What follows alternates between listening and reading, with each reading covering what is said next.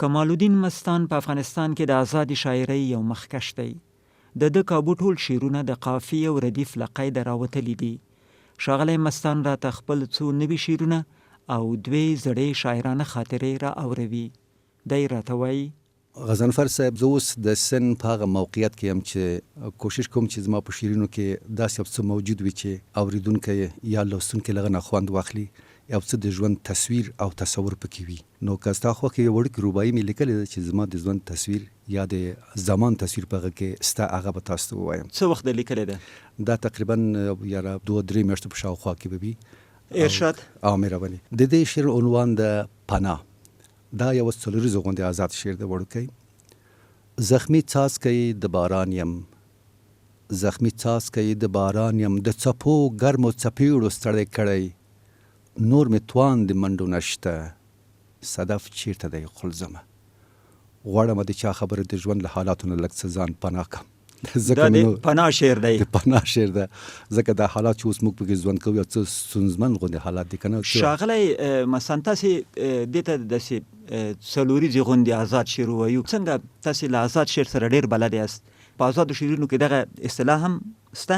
کله چې آزاده خبره کوو دا معنا چې د ردیف او قافیې له زنځیر نه آزاد غوندې خبره پکې شته، یعنی آزاد لیدل، یعنی نه ردیف لري نه قافیه لري، اما هماغه توازن لري. ښاغلی مستان، تاسې وویل چې اوس د عمر په یو داسې موقعیت کې یم او بیا مې دغسې شعر لیکلی دی، او په شعر کې هم یو د پناه غوښتنه وله، د ستومانۍ خبره وه.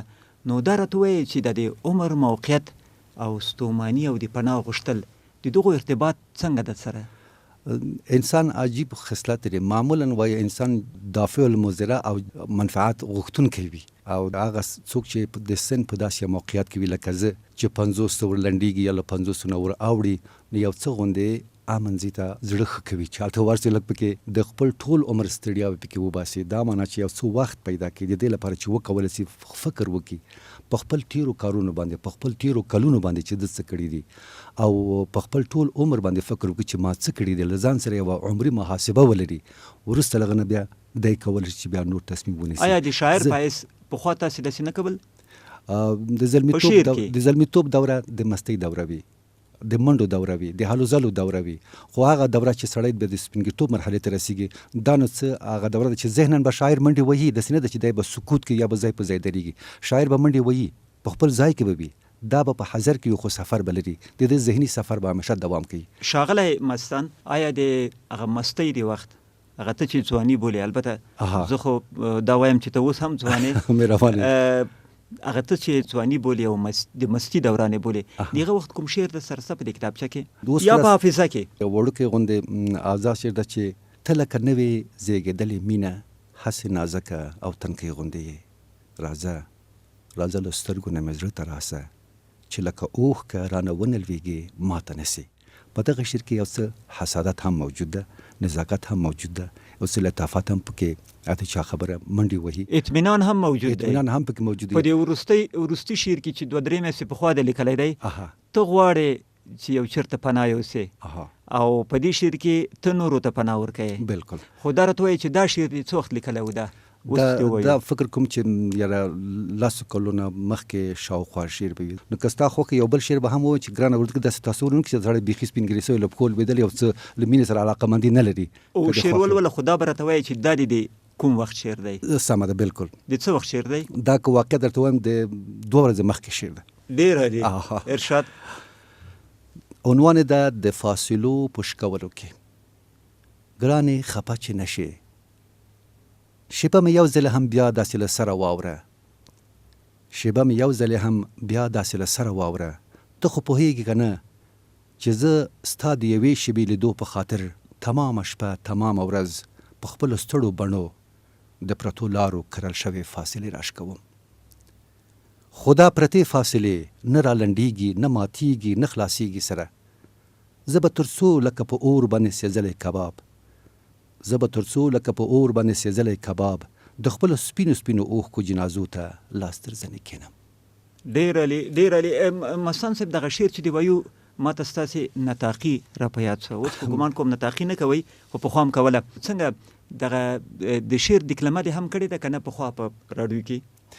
پخوا خو د رادیو افغانستان ډېرې خپرونې وې چې ما لوستې، خو یو عمده خپرونې د شوماده منګازي وې چې هلته به موږ کله کله شعرونه ویل، او د دې نه علاوه ځینې ادبي خپرونې به وې چې هغه به مې هم لوست. یعنې تاسې د شعر د کلمې کار کړی دی؟ د کلمې کار مې ښاغلی مثلا ځینې خلک په د افغانستان کې د شعر په د کلمې باندې یو نیوکه کوي، وایي کله چې شعرونه وایي خلک په د رادیوګانو کې وایي ډېر ځله په خپل هغه شعر ته دوی دومره نه ګوري، هغه خپل آهنګ ته ګوري، یعنې د خپل آواز آهنګ ته ګوري. بالکل خپل آواز آهنګ ته ګوري، یو قسم په افسوس لولي، داسې یو ویرجن حالت خلقوي، آهګانې پکې باسي، او خپل هغه شعر باندې ځان دومره نه وي پوه کړی. حال دا چې یو شعر ممکن د خوشحالۍ غوښتنه وکړي، یو شعر ممکن د ویري او د ډار عاطفه القا کی، یو بل شعر ممکن د اطمینان له دریځي، ټول په یو قسم نه ویل کیږي، او ټول چې دي بیل پیغامونه لري او بیل معناوې رسوي. په افغانستان کې د شعر ویلو په طرز باندې ځینې خلک نیوکه کوي. ته د دوی له نیوکې سره موافق یې که نه؟ کله چې دکلماتور غواړي چې یو شعر دکلمه کړي، دی به شعر ولولي، مخکې له دې نه دغه شعر په حالت باندې ځان پوه کړي. که چېرې د تأثر او تعلم مسله پکې وي، دی باید دغه ټکي ته متوجه وي. که چېرې د خوښۍ او خوشحالۍ مسله پکې وي، دی باید دغه ټکي ته متوجه وي.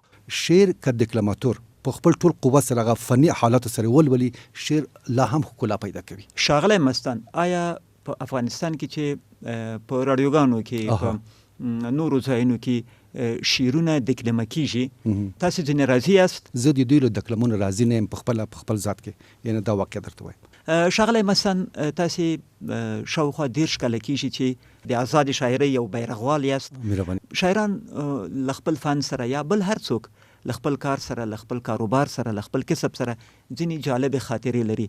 که تاسې دغسې یو شاعرانه خاطره لرئ او اورېدونکي ورنه خبر کوي؟ او مهرباني. غضنفر صاحب، زه که ستاسو د پروګرام وخت وي 2 وړې خاطرې لرم. ارشاد. یوه خاطره دا ده چې کله چې زه کورنۍ چارو وزارت کې عسکر کېدم، نو چا زه کلیوال صاحب ته ورمعرفي کړم. دا څو کاله پخوا خبره ده؟ دا تقریبا د 80 کلونو په شاوخوا کې.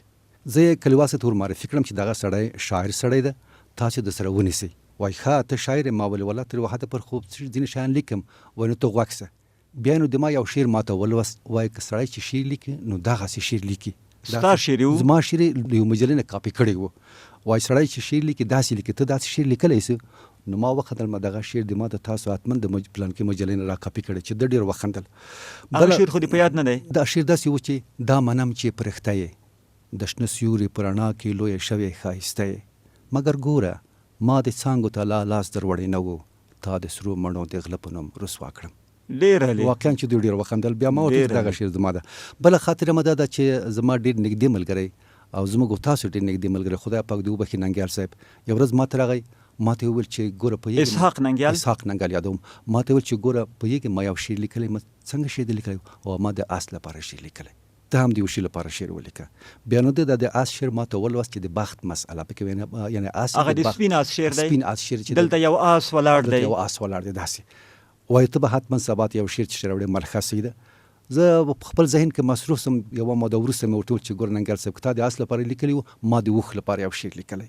ده وخندل. وایي څرنګه؟ مګر ګوره آس که د ژوند د بخت سمبول ده، اوښ هم د انسان د ژوند د سکې دغه بل مخ سمبول ده چې هغه مرګ ده. زه غواړم چې هغه شعر مال تا ته ولولم. نو که ستا خوښه وي دغه شعر به زه ولولم. ولې نه؟ د اوښ لپاره شعر؟ د اوښ لپاره شعر. هلته وړاندې ها د خړې او اغزنې غونډۍ څنګ ته، هلته وړاندې ها د خړې او اغزنې غونډۍ څنګ ته یو اوښ ښکاري چې په نرمو او پستو ګامونو زموږ خواته را روان دی. را رسیږي ها د راغی معلومیږي چې د چا کوڅې ته درومي، چې د چا ورته دریږي ګونډه کیږي، خدای خبر چې به سبا ته بیا د چا کډې باریږي. نو ننګیال صاحب واقعا دا شعر ډېر خوښ کړ. نو باو د ده یو بل ته لاسونه ورکړه چې یو څه خو وشول، یو څه تخلیق هم وکړه، د چا خبره په خپل وخت زمان.